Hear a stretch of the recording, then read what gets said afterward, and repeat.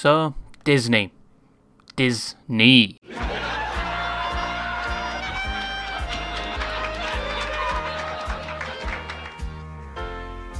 I'm going to be completely honest with you. You look ugly as f today. Pop that zit on your right cheek and adopt a middle hairline part if you have any hair left for that receding hairline. But as an adult now, I do not remember watching that many Disney movies as a child. The only ones I do remember and rewatched over and over because for some reason I thought they would have a different ending. Yes, as a child I was just as delusional and coping harder than the Titanfall community, thinking the third one is coming out.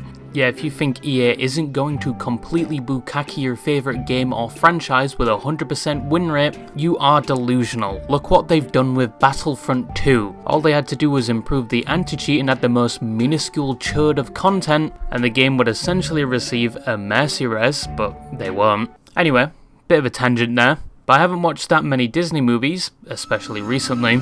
But the absolute peak of my childhood that I will go back and watch every now and again, at least from the animated ones, is obviously Chicken Little, Bolt, Big Hero 6, Lilo and Stitch, and Lion King. Those are the best Disney movies. I'm not even going to say that's my opinion because I know I'm right. But whilst I can say I have a few favourite movies from Disney, that's where my love for it stops. I personally prefer DreamWorks. But there are others that take Disney a lot more seriously to the point where they potentially base their entire personality around it, and probably love Disney more than the assumed target demographic for most of their movies, and that is Walt Disney adults. Now look, I'm not going to hate someone that likes something as an adult that many assume is for children. If that was a thing, the Five Nights at Freddy's community would be in utter shambles right now, and as Viva Pinata's #1 fan, and I still think they should remaster it or release it on Steam so I don't have to get the fucking Game Pass to play it, I would look pretty stupid. But you know, you can't hate a man for having a hobby. Even though many of you probably have more disappointing hobbies, I imagine like a D&D campaign set in the My Little Pony universe. But when you make that hobby your entire personality, it's the only thing you think about, it's the only thing you talk about, you've constantly customized yourself to be a free walking advertisement for it, and you share all of those things online with platforms like TikTok, some people, especially outside that community, are going to be bewildered by your infatuation towards said subject. Especially if you're a bit older. That's where the reputation of Disney adults see themselves today, at least online. But first, what is and what qualifies you to be a Disney adult? Do you want to build a snowman? Shut the Now, the online definition of a Disney adult according to Urban Dictionary is a millennial adult with or without kids that can't stop talking about Disney, including the movies and the park. Even if they do have kids, they're still way more obsessed with it than their kids ever would be. I must admit, Urban Dictionary doesn't always get it right, but they did get it right this time, and it's the top definition for this right now. But yes, a Disney adult is someone that is obsessed with the Disney movies and or the Disney theme park, to the point where they can be said to be borderline obsessed, and are very vocal about their interest in this topic. Where you can find videos on most platforms of them expressing how much they love anything Disney, and yeah, they don't have the best reputation. Many people view this as cringe. But some Disney adults are so infatuated with things like the Disney theme park where they will visit it multiple times per year, which can be very expensive for some of the parks. I think the food itself is like a down payment on a car, and a bottle of Dasani water is $4. At that point they should be paying you to drink it. Yeah, Dasani water is complete dog shit. On top of the fact there are multiple tiers of tickets you can get, like somewhere you can skip the lines, but these people go quite regularly, which I kind of don't understand. I feel like within 3 days you probably explored everything in the theme parks, and probably don't need to go again for at least a few years, but these people go multiple times per year and never get bored of it. It's to the point where they have their own terms within the community, like Disney bounding, which I thought I was dyslexic for a second there. I thought it was bonding, not bounding. Disney bounding is the process of dressing like a Disney character using regular clothes, but I wouldn't look up the definition on Urban Dictionary, because on one of the definitions it adds an extra part to it. Because as said, Urban Dictionary is not always right. They also have their own lingo apparently, like cast members, referring to any Disney employee, and backstage referring to areas off limits to park guests, and rope drop, which is the most important part of the day, where the park actually opens, and I imagine it's on the same level as the night release of Halo 3, like people camping outside from the crack of dawn just to get in the park early. Some of these words I don't think you'd have to be a hard fan of Disney to understand, like the article suggests. Some of them are very self-explanatory, like dark ride is a term for rides that are in the dark, and signature dining is a term for anywhere that serves food. But there are some interesting ones like Goodnight Kiss, where if you stay all the way to closing time, you can see the Goodnight Kiss on the Cinderella Castle, which is actually interesting. And some of these are going to be totally useful in your comms when you're at Disneyland. It may even rival some of the CSGO comms, like Banana.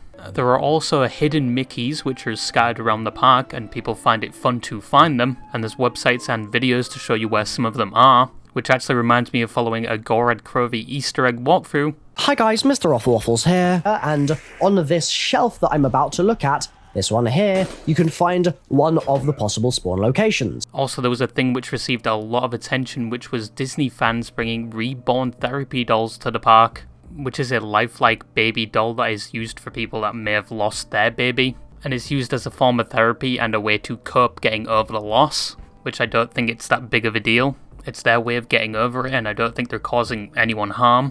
But why are these adults such hardcore fans of Disney? Well, some tie it down to simply nostalgia. Disney products were often there during many's childhoods, and constantly reminding themselves with it can reduce stress and remind themselves of those good times when they were younger. And some are the complete opposite. Some are Disney adults because they didn't have a childhood, and places like the parks are opportunities to have that experience now. Apparently some psychologists have looked into this, some listing it as a psychological phenomenon, and have added things like the parks are places where they can relive their childhood and then experience a sense of wonder and joy. And some others have added that the environment of Disneyland itself is engineered in a way to immerse you and make you feel that nostalgic feeling, like Disney's Smellerizers, which sounds like something straight out of Phineas and Ferb. Festival using my Smellinator!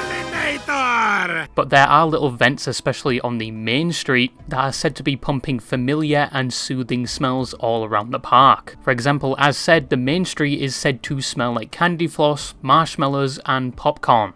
Yeah, that is better than what I would assume would be a high quantity of body odor, pollution, and probably some level of vomit. It's also said each part of the park is said to be separated and very different, so each part can tell its own contained story, and so people don't get bored. It's to the point where costumed workers cannot leave their areas due to the risk of mixing themes, and there's actually an underground tunnel where they can move between these areas. Workers are also advised not to break character, and there's also a rule about hugging where the costume staff, if hugged by a child, I don't know if this works for adults, but if hugged, the staff must not be the first to pull away until the child pulls away first. And the reason behind this is so they don't feel like their beloved character is pulling away from them. I feel like someone has abused this before and just held on to one of the mascots for dear life. Then there's also the use of colours, like in Main Street where they use warm colours to bring somewhat a nostalgic and welcoming vibe. Another design choice is the queuing system, which apparently is designed in a way so that you can't see the full extent of the queues and lines, and they do that by hiding it, by breaking your view and avoiding straight lines, so you won't instantly just give up. All of this I find pretty interesting. They go to such lengths just to make sure you're having some level of enjoyment, obviously to keep you in the park spending money and making sure you come back, but I can see why some people are almost addicted to coming to Disneyland multiple times per year, especially with some of the emotional attachment people have to Disney, and Disney itself corporate maxim with like sublimable I have a speech impediment. Sublimable messages that they put into their parks. But outside of people not involved in this community thinking it's cringe when they see an adult expressing their interest on social media regarding Disney, but outside of this, there are some other problems this community faces, especially if you are obsessed with Disney.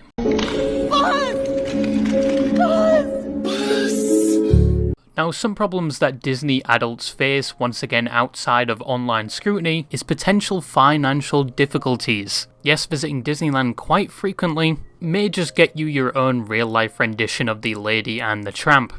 Minus the lady. Because being obsessed with Disney and Disneyland is not cheap. I'm pretty sure there is a Financial Order episode with some Disney adults on there, which I watch because it stimulates my brain the same way cop cams do, and to make myself feel better about my financial mistakes. But the people he invited on his show were paying $2,000 for 2 exclusive passes to Disneyland. So the passes were $2,000 For the both of us. For both of us. For fucking what?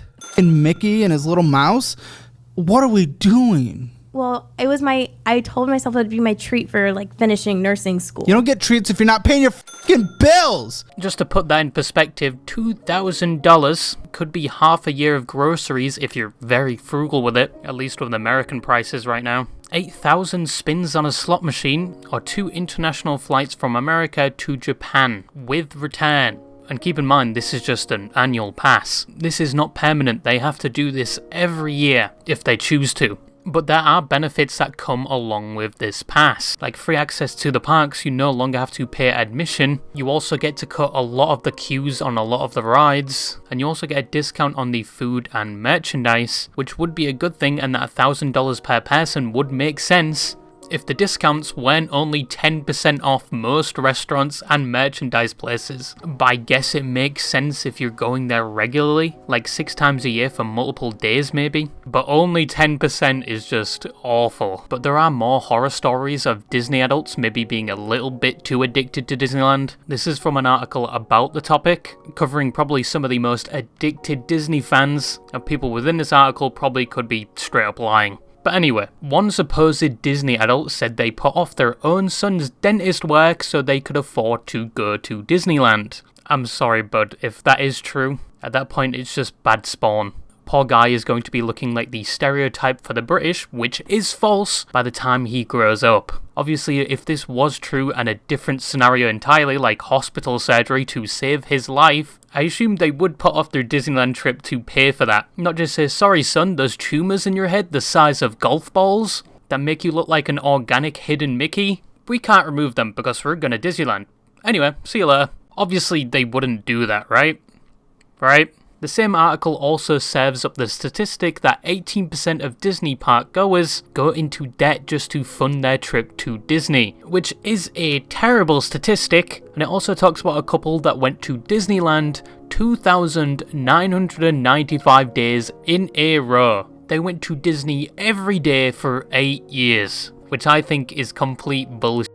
I'm sorry, but at that point there must be no excitement left. You know the map, you know the spawns, you probably know everybody there, and I understand addictions come in many forms, but I just don't understand 8 years in a row daily to the same place. Just to fund that, they must have lived locally and worked just to go to Disney on the night or something.